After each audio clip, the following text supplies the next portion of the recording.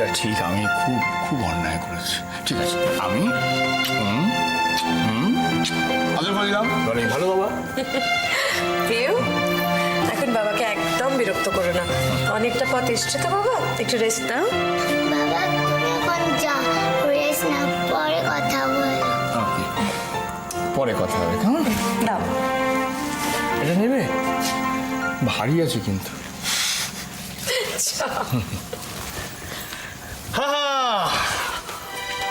কেমন আছেন ও দিদি? বসুদা খুব ভালো। দেবজিৎ বসো বসো বসো। ধন্যবাদ। কি ব্রেকফাস্ট হচ্ছে নাকি? শুরু করে দিয়েছি। তোমার রাস্তায় কোনো অসুবিধা হয়নি তো? না, অসুবিধা। শরবত? শরবত আমার জন্য? এখন শরবত আসলে একটার তো অনেকগুলো ডিসিপ্লিন মেনটেন, কিন্তু ও বানিয়েছে ভালোবেসে, যখন নিশ্চয়ই খাবো। কে নিতাই তো এটা বানিয়েছে? তাহলেই হয়েছে। এই শরবতটা স্পেশালি উনি আপনার জন্য বানিয়েছেন। তারপর দেবজিৎ বলো, এ কটা দিন তোমার কেমন কাটলো? ফাটাফাটি, ফ্যান্টাস্টিক। ও শুনুন না, এবারে যে সিকোয়েন্সটা ছিল, ফাইটিং সিকোয়েন্স, ওই হায়দ্রাবাদের পাহাড়ের উপরে 3 ক্যামেরায় শুট, ভাবতে পারবেন না। ও তার মানে মেশো, তুমি হিরো ছিলে? এইটা তো এখানকার ডিরেক্টরদের প্রবলেম। আমি কি করবো? একটা 2.5 ঘন্টার ছবিতে হিরো ছাড়াও যে অন্যান্যদের ইম্পর্টেন্ট রোল থাকতে পারে, এই ডিরেক্টরগুলো বুঝতে পারছে না, জাস্ট বুঝতে পারছে না। ঠিক, একদম ঠিক কথা বলেছো। সেজন্যই তো আজ অব্দি তুমি কিছু করতে পারলে না। কি করবো বলো? সবচেয়ে আমার দুঃখ হচ্ছে কি জানেন তো, এই আপামর বাঙালির কথা ভেবে, বাঙালি দর্শকদের কথা ভেবে, আমার মতো একজন অভিনেতার অভিনয়টা মানে কোন লেভেলে যেতে পারে বাঙালি দেখতে পারলো না। আমাদের এই ব্যাড লাগ জানো মেশো, সত্যি আমরা তোমাকে সেভাবে পেলামই না ছবিতে। সে কারণেই তো গৌরাঙ্গদা বলছিলেন। গৌরাঙ্গদা? সেটা আবার কে? আরে গৌরাঙ্গদা আমাদের মিঠুন চক্রবর্তী। ডাকলাম গৌরাঙ্গদা, তো এরকম জানে না? হ্যাঁ, গৌরাঙ্গদা একদিন এই লাস্ট দিনের আগের দিন আমাকে ওর ঘরে ডাকলো, দেখে টাচলো, খুব অনেস্টলি বললো, প্যাশনেটলি বললো যে তোর মতো অভিনেতা কেন যে ভালো ভালো রোল পাচ্ছে না, তুই তো বাংলা। দেবজিৎ আমাকে উঠতে হবে। হ্যাঁ, তোমার গৌরাঙ্গ ছোট্ট মানে সব শুনবো। অ্যাকচুয়ালি আমার দেরি হয়ে যাচ্ছে, নার্সিং হোমে অনেক নার্সিং পেশেন্টদের ব্যাপার, কিন্তু আমি বলবো কিন্তু সত্যি এত নিশ্চয়ই বলবে। ইন্সপায়ারিং কথা। শিওর শিওর আমি শিখবো। হ্যাঁ, I must take leave. Okay, tata. Bye bye. গৌরাঙ্গদা আমাকে বলছে যে তুই কেন। আমার এনজিওর অফিসে আজকে খুব ইম্পর্টেন্ট মিটিং। আমি সন্ধেবেলা তোমার সঙ্গে বসে গল্প করবো। সন্ধ্যাবেলা শুনতে হবে কিন্তু। হ্যাঁ, মানে এটা আমার কাছে একটা সার্টিফিকেটের মতো। একদম। গৌরাঙ্গদা বলেছে মিথ্যা। এই সিরিয়াসলি আমাকে ঘরে ডাকলো, ডেকে বললো যে তুই টালিগঞ্জ ছেড়ে তুই মুম্বাই চলে আয়। আমি হ্যাঁ, আমি বলছিলাম কি যে আপনি মুখ হাত পা ধুয়ে ফ্রেশ হয়ে একটু কিছু খেয়ে তারপরে না হয়। হ্যাঁ 1 মিনিটের ব্যাপার। না মেশো, 1 মিনিট না, তুমি একটা কাজ করো, তুমি আগে ঘুরে এসো, মানে ফ্রেশ হয়ে না। মানি তোমার জন্য কিরকম ভাবে ওয়েট করছে, তুমি ভাবো এতদিন বাদে তুমি এলে। আমি তো আছি, আমি তো সারাদিনই আছি, এখানেই থাকবো, আমি শুনবো তো তোমার গল্প। ও ওয়েট করছে না আমার জন্য? সত্যি তো এতদিন পরে এলাম। তুমি ফ্রেশ হয়ে নাও, আমি আসছি। ঠিক আছে চলো। কিন্তু কথা রইলো। হ্যাঁ, একদম কথাগুলো বলবো একদম। আমি শুনছি। ঠিক আছে। তুমি ফ্রেশ হয়ে নাও। হ্যাঁ, গৌরাঙ্গদা আমার মিথ্যা কথা বলবে নাকি? নিশ্চয়ই বিশ্বাস করে আমাদের ট্যালেন্ট আছে। একটা চান্স আমার দরকার, তারপর আমি দেখিয়ে দেবো সব বড় বড় অভিনেতা, বড় বড় স্টার, বড় হ্যাঁ। তুমি ভাবতে পারবে না, গৌরাঙ্গদা যখন বলছিল না ইমোশনাল।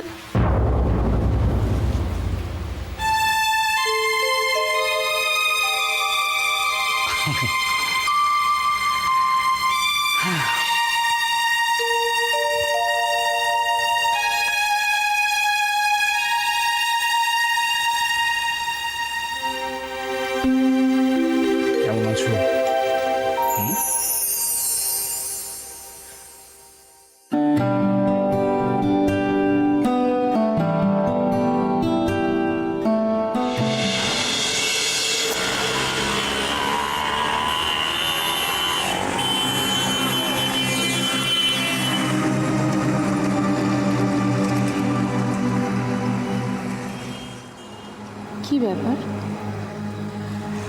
রাইয়া তো দেরি করছে কেন? এটা না সময়ের কোনো জ্ঞান নেই। এইভাবে রাস্তায় একা একা দাঁড়িয়ে থাকা যায়?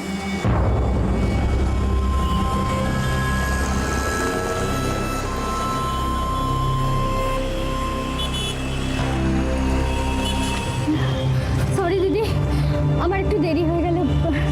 অনেকক্ষণ দাঁড়িয়ে আছিস তাই না? তোর এত দেরি হলো কেন? তুই তো বললি তাড়াতাড়ি ক্লাস শেষ হয়ে যাবে। দেখ না, আজকে না হঠাৎ আমার একটা স্পেশাল ক্লাস হলো। এই দাঁড়া দাঁড়া, তো কলেজ তো এদিকে, তুই ওদিক থেকে কোথা থেকে এলি? আর বলিস না, আমার এক বন্ধু মানে আমি এত করে বললাম কিছুতেই শুনলো না, আমায় জোর করে ওদের বাড়ি নিয়ে গেল। আচ্ছা, কি ব্যাপার বলতো? তুই কি আমাকে জেরা করে যাবি? মেজদির বাড়ি যাবি না? হ্যাঁ, এমনি অনেক দেরি হয়ে গেছে, চল। আচ্ছা শোন, কিসে যাবি? কিসে আবার যাবো? বাসে যাবো। এই ভিড়ের মধ্যে ঠাসাঠাসি করে তুই বাসে যাবি? না তো কি ট্যাক্সি করে যাবো? আমারও তো টাকা নেই। ঠিক আছে চল যাবো, কিন্তু আমার কিন্তু একটা আইসক্রিম খেতে হবে। ঠিক আছে, খা। আচ্ছা যাওয়ার আগে মেজদিকে একটা ফোন করলে হয় না? না না, একদম ফোন করবো না। আমরা দুজনে যখন হঠাৎ যাবো ওর কাছে, ও খুব খুশি হবে, দেখিস একদম চমকে যাবে।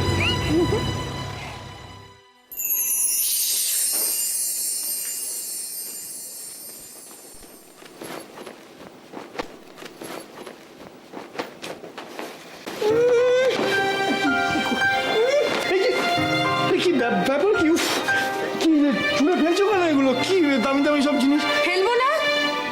চেহারাগুলো দেখেছো? হ্যাঁ, তাকিয়ে দেখেছো? কেন, কি হয়েছে? এই সরি, ছিঁড়ে গেছে নাকি? এ বাবা, আমি বুঝতে পারিনি। আচ্ছা, কোনো ভদ্রলোক এত নোংরা জামা কাপড় পরে কাজে যেতে পারে? নোংরা? ও না না না, আরে উফ, আমি করো না বাবা। আরে কি হয়েছে, যেখানে আউটডোর ওই শুটিংটা ছিল না, সেই জায়গাটা এত ধুলো ময়লা, এই তাই জন্য জামা কাপড়গুলো একটু নোংরা হয়ে গেছে, বেশি না, একটু গন্ধ। কি আরে তাহলে আরো দুটো এক্সট্রা সেট নিয়ে যেতে পারতে, তাই না? দুটো এক্সট্রা সেট নিয়ে যেতে পারছি, এই তো লুঙ্গিটা পরিষ্কারই আছে। আরে আমার কি চিনি বলো তো, হ্যাঁ জুনিয়র আর্টিস্ট, কি যায় আসে এইসব? কিন্তু দেখতে তো, কোথায় পেলে? এটা এটা হচ্ছে কি, ওই যেখানে শুটিং করছিলাম তার ঠিক পাশেই একটা গ্রাম ছিল। তা গ্রামে মেলা হচ্ছে, মাইক টাইক বাজছিল, তখন জানতে পারলাম। তা একদিন শুটিং ফাঁক ছিল বুঝলে, সেই যুগে মেলায় গেলাম। মেলায় গিয়ে সস্তা কম দামের জিনিস দেখতে ভালো, আমার খুব পছন্দ হয়েছিল। আর সেই কারণে আমি এটা তোমার জন্য নিয়ে এসেছি জয়ন্তী।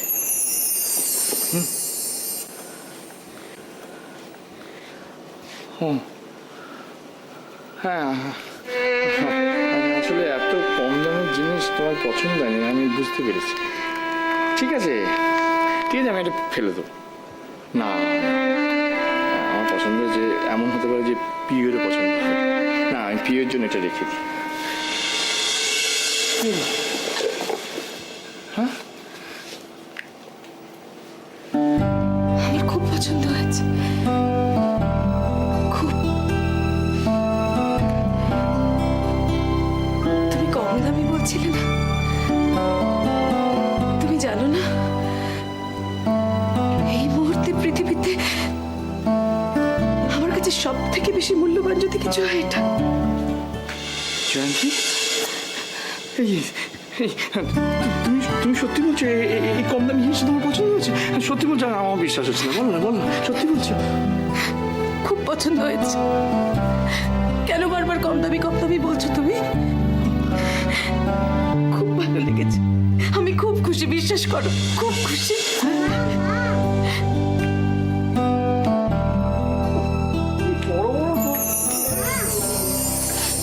কি তুমি কাঁদছো কেন? বাপি তো এসে গেছে। তুমি আমার একটাও কথা শোনো না, ওই জন্য কাঁদছি। হ্যাঁ, তুমি মার কথা শুনছো না?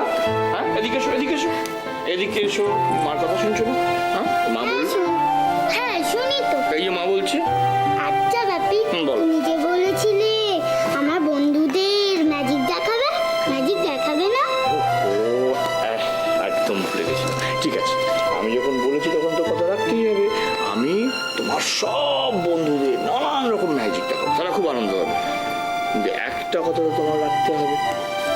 এবার থেকে মা যা যা বলবে তোমাকে শুনতে হবে, শুনবে তো?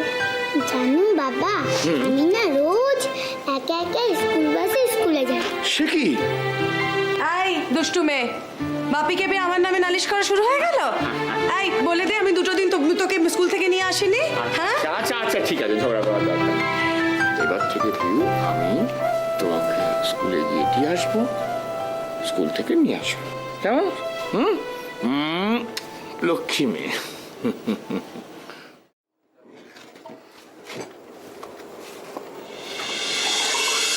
মালতী, রাজেশ্বরীকে ডেকেছো? হ্যাঁ গো, ডেকে এসছি। তা এখনো এলো না কেন? একটা কাজ করো তো, ওর ঘরে গিয়ে একবার জিজ্ঞেস করো তো ঘরেই খাবার পাঠাবো কিনা। আচ্ছা আমি যাচ্ছি। খাবার ঠান্ডা হয়ে যাচ্ছে সব।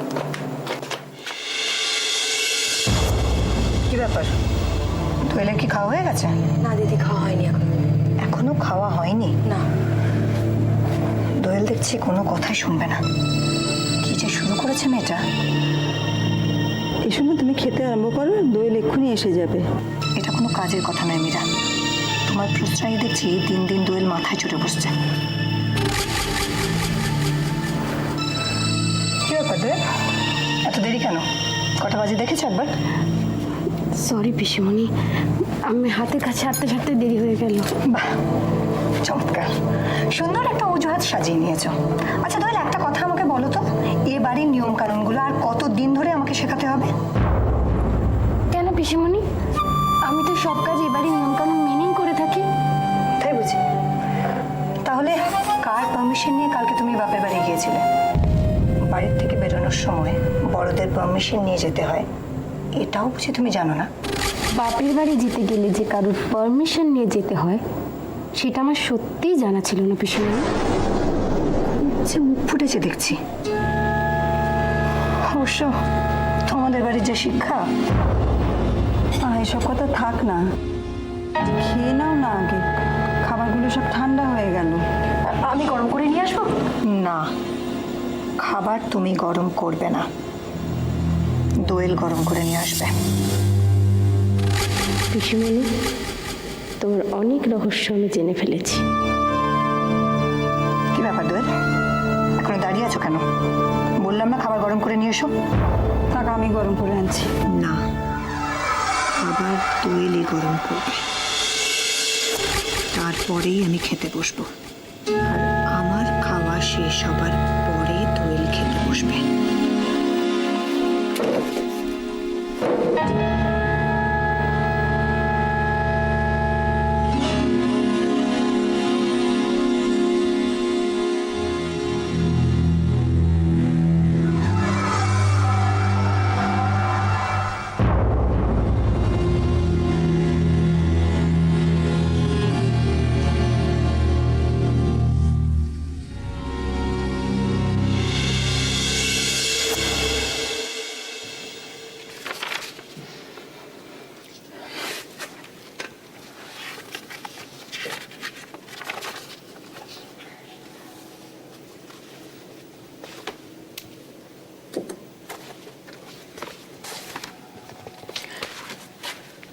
ম্যানেজার বাবু, এই ফাইলগুলো তো চেক হয়ে গেছে, Okay. Up to date.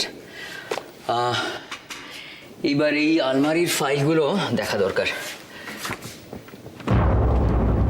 ও, এটা আবার লক করা। ম্যানেজার বাবু, এই আলমারির চাবিটা একটু। এই আলমারির চাবি মানে এই আলমারির চাবি তো আমার কাছে নেই। আপনার কাছে নেই? না। মানে বুঝতে পারছি না, এই আলমারির তাহলে মানে কাজ করেন কি করে? এই আলমারির সব ফাইল টাইল কাজ মানে দেখুন সন্দীপ, আমার মনে হয় এই আলমারিটা খোলার আপনার কোনো প্রয়োজন নেই। Hello young man, how are you? তারপর কাজকর্ম কেমন চলছে? ভালো চলছে স্যার। গুড। কোনো অসুবিধা হলে ম্যানেজার বাবুকে বলুন। না না, কোনো অসুবিধা হচ্ছে না। গুড। ম্যানেজার বাবু, আলমারিটা খুলুন তো একবার। কি হলো, খুলুন তাড়াতাড়ি, মানে হারি। সন্দীপ, আমরা বরং একটু চা খেয়ে আসি, চলো। চা? থ্যাঙ্কস, এখন তো লাঞ্চের সময়, আমি বরং লাঞ্চটা সেরে আসি। হ্যাঁ, সন্দীপ তুমি লাঞ্চটা করে এসে একবার স্টোরের বরুণবাবুর সঙ্গে দেখা করো তো। উনি তোমাকে সব বুঝিয়ে দেবেন, এবার থেকে তোমাকে স্টোরটাও দেখতে হবে, ঠিক আছে? আচ্ছা স্যার আমি বলছিলাম আমিও সন্দীপ বাবুর সঙ্গে গিয়ে লাঞ্চটা যদি করে নিই। হ্যাঁ নিশ্চয়ই নিশ্চয়ই। আসুন। চলো যাওয়ার সময় দরজাটা বন্ধ করে দিয়ে যাবো। Sure sir.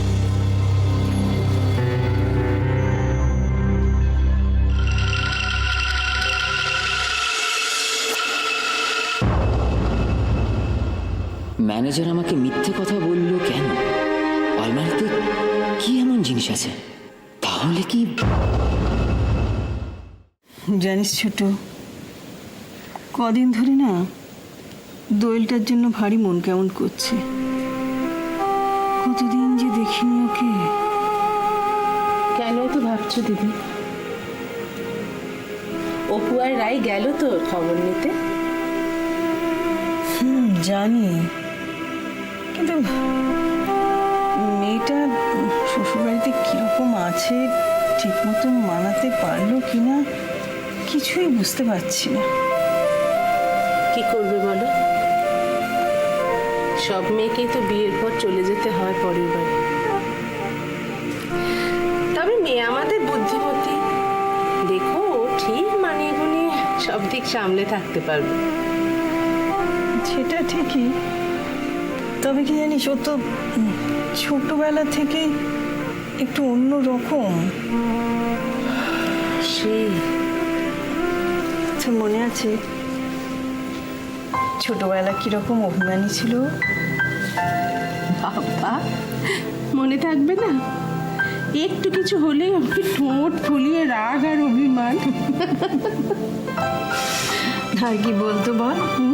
বলতো আমি কোনোদিন বিয়ে করবো না। আর ভাবো, সেই মেয়েটারই কিনা সবার আগে অত ভালো একটা বাড়িতে বিয়ে হয়ে গেল। কপাল করে এসেছিল মেয়েটা। সোমেশ্বর ঠাকুরপুর মতো মানুষ কিনা ওর শ্বশুর মশাই, ভাবা যায় বলো? আমার অপু আর রাইটার যদি ওরকম কোনো বাড়িতে বিয়ে হয়ে যায়, আমি খুব নিশ্চিন্ত হতে পারবো। ঠিক হবে, দেখো ঠিক হবে। বলি, মেয়েরা কি আমাদের ফেল না? কারোর চেয়ে কোনো অংশে খাটো? ওদের ওরম বিয়ে থা হয়ে গেলে আমি ছাড়া হাত পা হয়ে একদম বৃন্দাবনে চলে যাব। ওমা তাই? সত্যি? বাবা, শুনে আমার কি আনন্দ হলো। বলি, আমার ছেলেরা কি ফেল না? হ্যাঁ, ছেলে দুটো বানের জলে ভেসে এসেছে। আরে বাবা, তোর ছেলের বিয়ে থা হলে আমার খবর দিলেই তো আমি চলে আসবো। আর যত এন্ডি গেন্ডি হবে, তোমার নাতি পুতি সব একা আমার ঘরে। হ্যাঁ, একা আমি দেখবো সব। হ্যাঁ, তুমি ঝাড়া হাত পা, তখন থেকে এখানে আজ বাজে বকছে বসে। ওটো ওটো ওটো। এরপর যদি দোয়েল সত্যি আসে, তখন তুমি সব আগে হাঁপাবে। ওরে বাবা, এটা রাঁধলাম না, ওরে বাবা, ওটা রাঁধলাম না। চলো চলো চলো চলো, রান্নাঘরে যাই। এসো এসো। যাই রে বাবা, যাই।